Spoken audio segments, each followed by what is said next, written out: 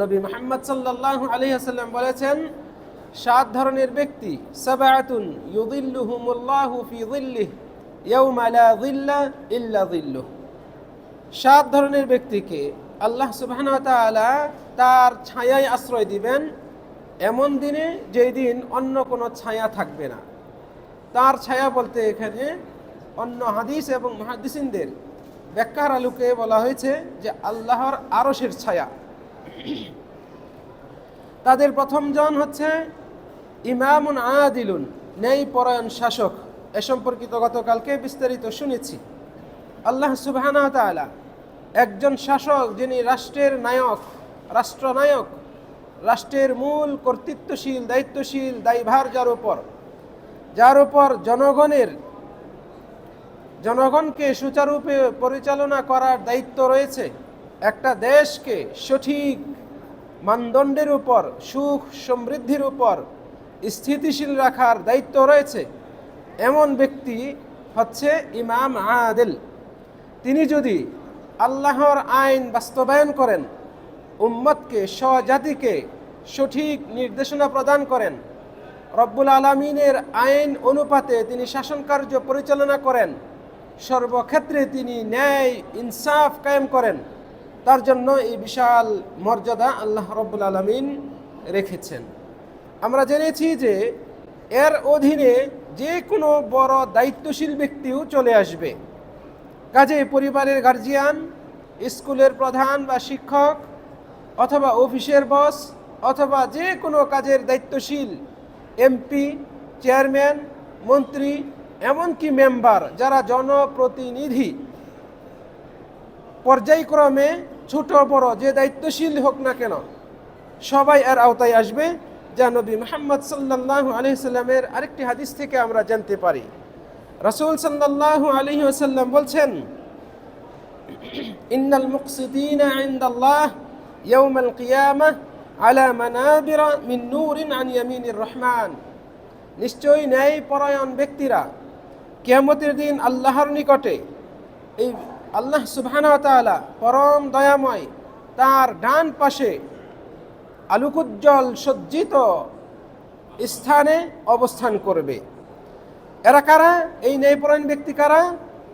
রাসূল সাল্লাল্লাহু আলাইহি ওয়াসাল্লাম বলছেন, আল্লাযীনা ইয়াদিলুনা ফি হুকমিহিম, যারা তাদের শাসন কার্য পরিচালনায় ইনসাফ, ন্যায়পরায়ণ থাকে।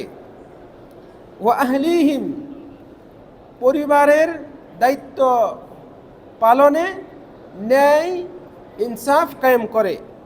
ওয়ামা ওয়াল্লু, এবং তারা যে কোনো দায়িত্ব পেয়ে সেই দায়িত্বের ব্যাপারে ন্যায়পরায়ণ থাকে।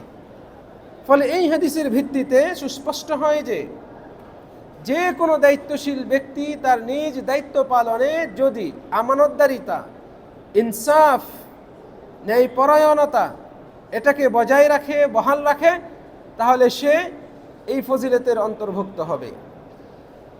সম্মানিত দিনী ভাইয়েরা, কাজেই যিনি বিচারক, কাজী সাহেব, মাহকামার দায়িত্বশীল, কোর্টের দায়িত্বশীল, তিনি আর অন্তর্ভুক্ত হবেন যদি ন্যায়পরায়ণ হন। প্রধান বিচারপতি, তিনি যদি কারো দ্বারা প্রভাবিত না হয়ে রায় দেন ইনসাফের ভিত্তিতে, নিশ্চিতভাবে তার জন্য এই বিশাল মর্যাদা রয়েছে। একজন শিক্ষক, তিনিও জাতির গার্জিয়ান, তিনি জাতির অভিভাবক, তার উপর যে দায়িত্ব সেটা অত্যন্ত গুরুত্বপূর্ণ এবং মর্যাদাপূর্ণ, সম্মানের দায়িত্ব। তিনি একটা জাতি গঠনের কারিগর। অতএব তিনি যদি তার এই দায়িত্ব পালনে ন্যায়নিষ্ঠ থাকেন, রব্বুল আলামিন অবশ্যই তাকে এই সম্মান দান করবেন। পিতা, যিনি পরিবারের গার্জিয়ান, নিজ সন্তানদের মাঝে যদি ইনসাফ কায়েম করেন, নিজ স্ত্রীদের মাঝে যদি স্বামী ইনসাফ কায়েম করেন, তবে তিনিও এর অন্তর্ভুক্ত হবেন। এমনকি এই হাদিসের ব্যাখ্যায় অনেক মুহাদ্দিসিন বলেছেন একজন মাও এর অন্তর্ভুক্ত হতে পারেন। একজন মায়ের বিশাল দায়িত্ব রয়েছে তার সন্তানদের প্রতি, মেয়ে হোক ছেলে হোক, তাদের প্রতি দায়িত্ব রয়েছে। এই দায়িত্ব যদি যথাযথভাবে পালন করেন, ন্যায়নিষ্ঠতার সাথে পালন করেন, তিনিও এর অন্তর্ভুক্ত হবেন।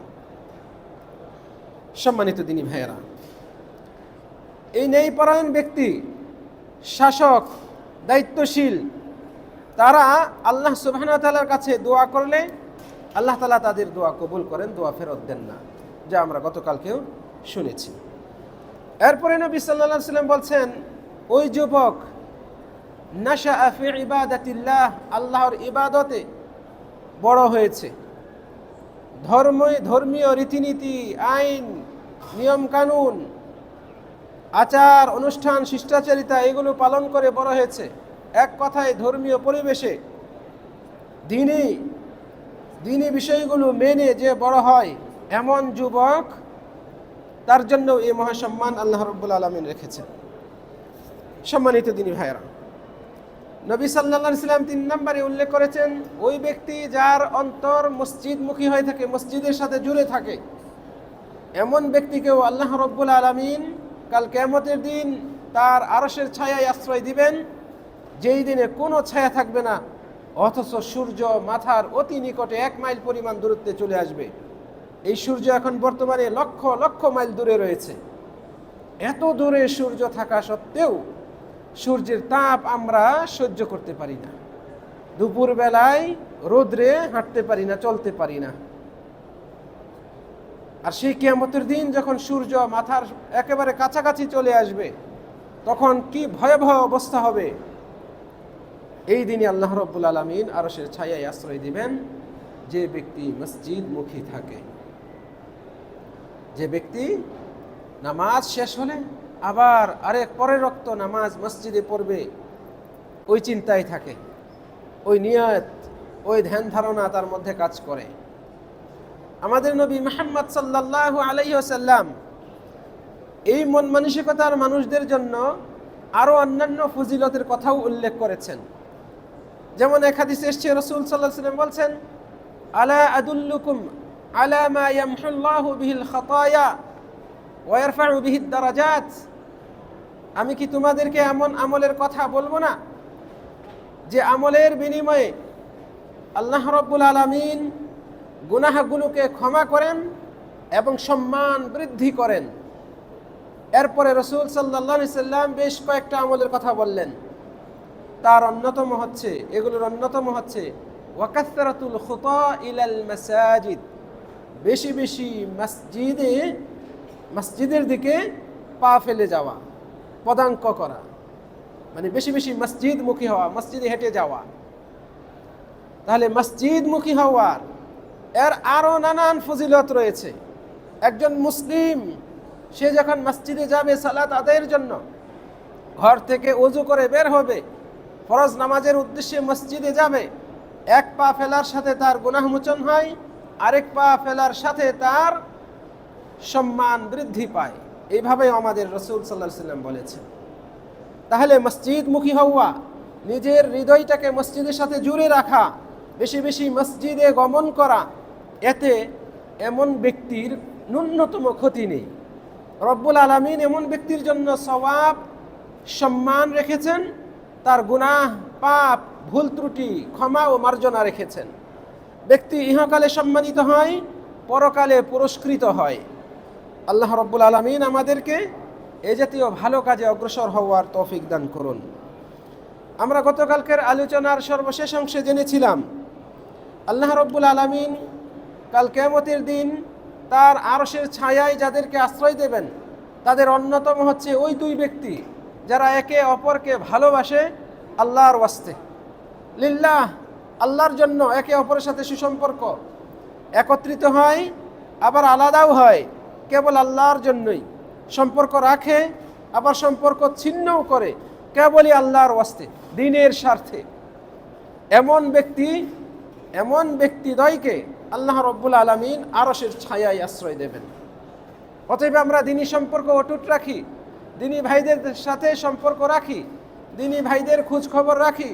আমার ইমানি ভাই, আমার মুসলিম ভাই, আমার দ্বীনী ভাই, তার সাথে যেন আমার সম্পর্ক নষ্ট না হয়। আল্লাহর সন্তুষ্টির জন্যই যেন আমরা সম্পর্ক অটুট রাখি।